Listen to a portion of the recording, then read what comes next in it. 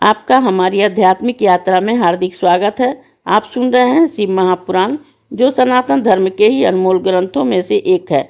इस श्रृंखला में हम आपके लिए ही इस दिव्य ग्रंथ के प्रत्येक अध्याय का शाश्वत पाठ प्रस्तुत करेंगे। आइए इस ज्ञान और धर्म की ही यात्रा को आरंभ करें। भगवान महादेव की महिमा और उपदेश से ही सजी इस पावन कथा के साथ ही ओम नमः शिवाय। छठवां अध्याय संन्यास पद्धति का न्यास वर्णन।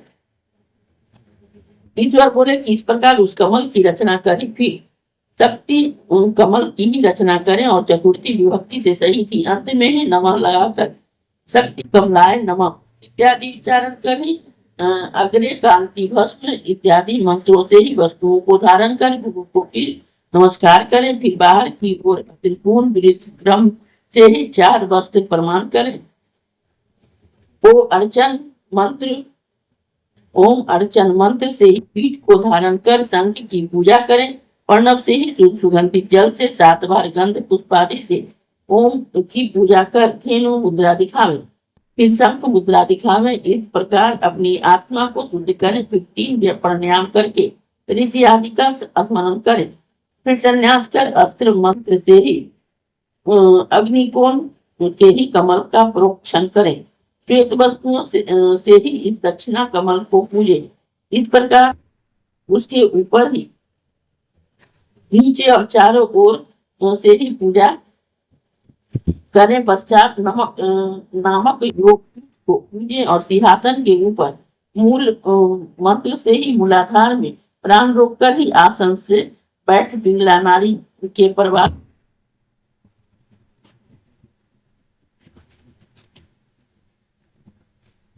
से ही शक्ति को उठावे। जहाँ पार्वती सहित भगवान देव रुद्राक्ष की माला पहने पास खडवांग कमाल कपाल अंकुश कमल और शंख धारण किए 4 मुख और 12 नेत्रों से ही शोभित हो स्थित है।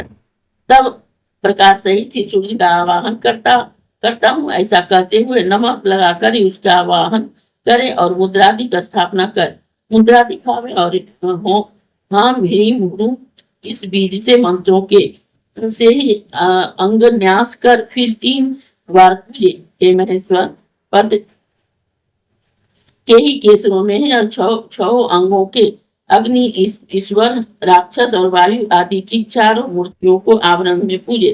पूरब से लेकर उत्तर तक ही कमल दल के मूल में आदित्य भास्कर भानु और रवि को इन 4 नामों से यथा सूर्य ब्रह्मा विष्णु महेश और ईशान को तीसरे आवरण में पूजे। इस प्रकार भस्म धारण कर शिव शक्ति के लिए ही अंगन्यास कर नम्रता पूर्वक गुरु की पंचोपचार की पूजा कर ओम श्री गुरुवे नमः ऐसा कहते हुए नमस्कार करें।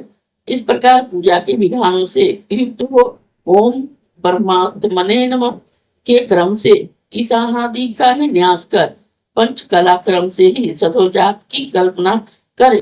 बुद्धिमान इस प्रकार का प्रणव न्यास कर फिर परमात्मा का ही बोधन ढंग से न्यास करे।